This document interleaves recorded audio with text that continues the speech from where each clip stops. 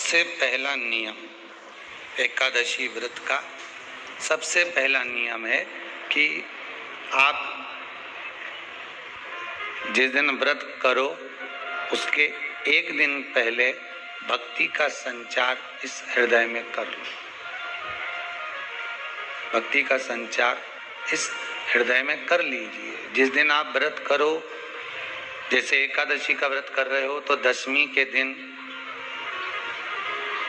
शाम का समय जब आवे, रात्रि जब होने लगे, शाम का समय आवे और रात्रि का आप जब भोजन ग्रहण करो तो उस भोजन में कोई ऐसा पदार्थ ग्रहण मत करिए जिस पदार्थ के कारण आपकी एकादशी बिगड़ जाए।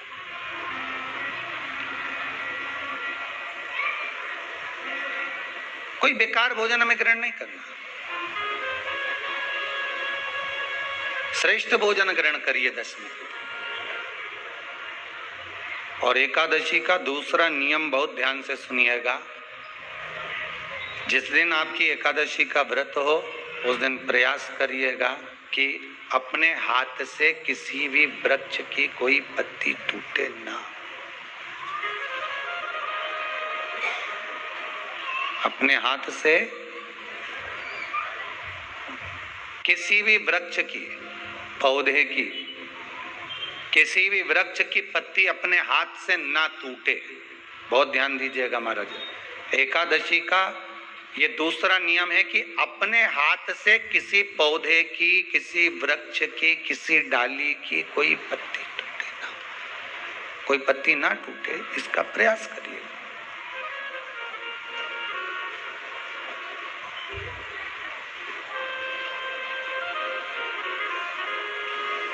कितना सुंदर व्याख्यान कहा है, कितना सुंदर वर्णन है महाराज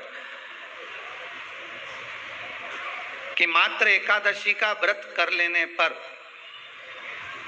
मात्र एकादशी का व्रत कर लेने पर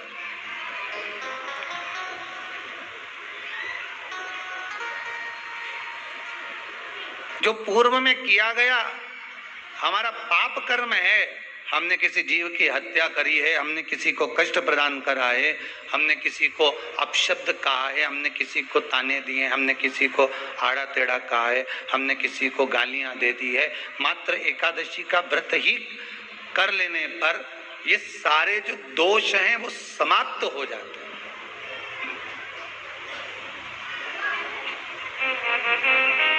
सारे दोष हमारे समाप्ति पर आ जाते हैं।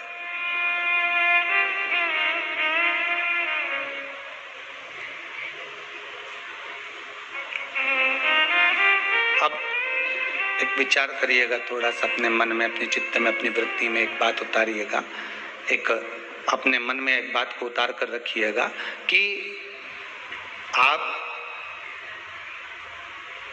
अपने पाप को, अपने पाप कर्म को जिस दिन क्षीण करने वाले हो, समाप्त करने वाले हो, अपने पाप को आप जिस दिन समाप्ति पर लेकर जा रहे हो तो उसके एक दिन पहले आपको प्रसन्नता होना चाहिए कि नहीं होना चाहिए कि कल मेरा पाप कटने वाला है, कल मेरा पाप समाप्त होने वाला है,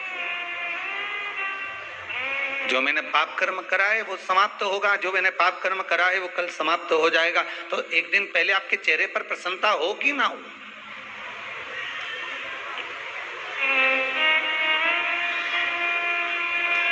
और चेहरे पर वो प्रसन्नता आपके आना चाहिए कि कल मेरा एकादशी का व्रत है, आज दशमी है, कल एकादशी का व्रत है, तो कल मेरी जब एकादशी का व्रत रहेगा तो मेरा ना जाने कितना कितना पाप, कितना असत्य, कितना झूठ, कितना प्रपंच वो समाप्त हो जाएगा। इसमें मुझे प्रसन्नता हो, इसमें मुझे आनंदता हो।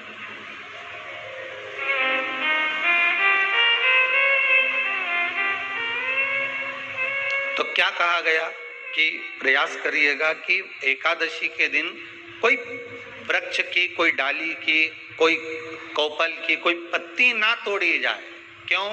तो कहा अगर उस पत्ती को हम तोड़ देते हैं, वृक्ष की पत्ती को या क्यारे में लगी हुई कोई डाली की पत्ती को हम तोड़ देते हैं तो एकादशी का पुण्य फल प्राप्त नहीं होता।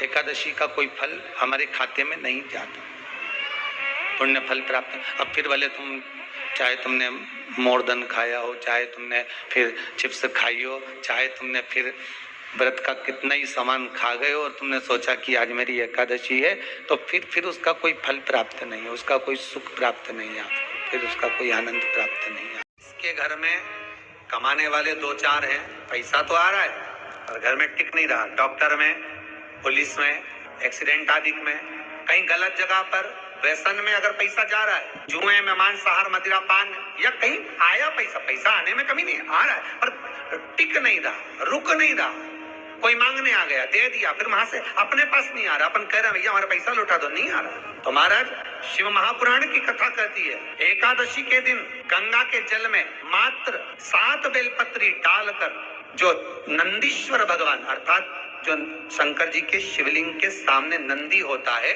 उस नंदी के चरण पर गंगा का जल चढ़ाकर बेलपत्री शिव पर समर्पित कर देता है, उसके घर में रुपया रुकना चालू हो जाता है, फिर वो गलत जगह पर नहीं जाता, गलत स्थान पर वो धन जाएगा ही नहीं। बेटा अगर व्यसन में पड़ा हुआ है, मदिरा पान में पड़ा हुआ है, मांसाहार में, जुए आदि में जा रहा है, तुम्हें लग रहा है कि मेरा बेटा गलत मार्ग पर जा रहा है, ये मित्र दोस्ती गलत हो रही है, वो सही जगह पर जाए।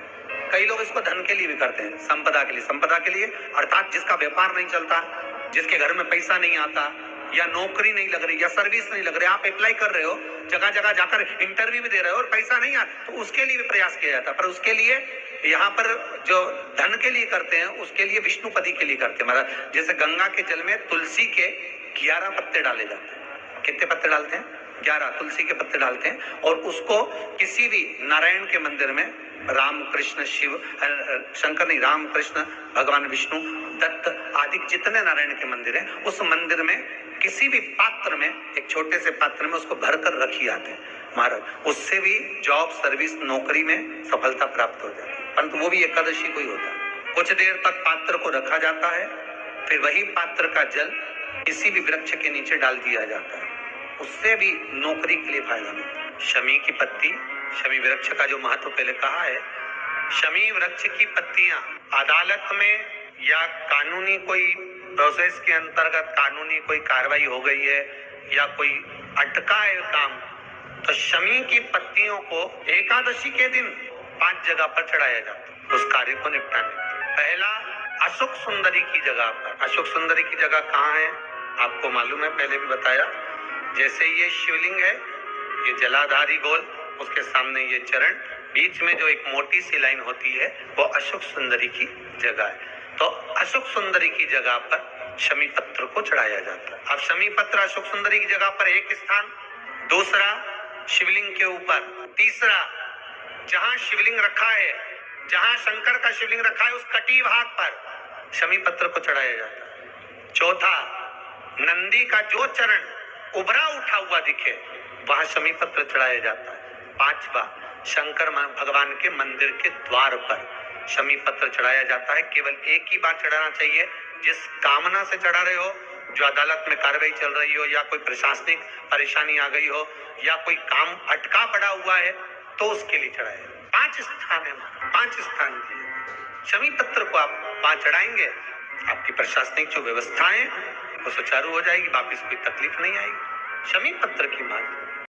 आशा करती हूँ आपको यह जानकारी उपयोगी लगी होगी। ऐसी ही और उपयोगी जानकारी के लिए वीडियो को लाइक तथा चैनल को सब्सक्राइब करें।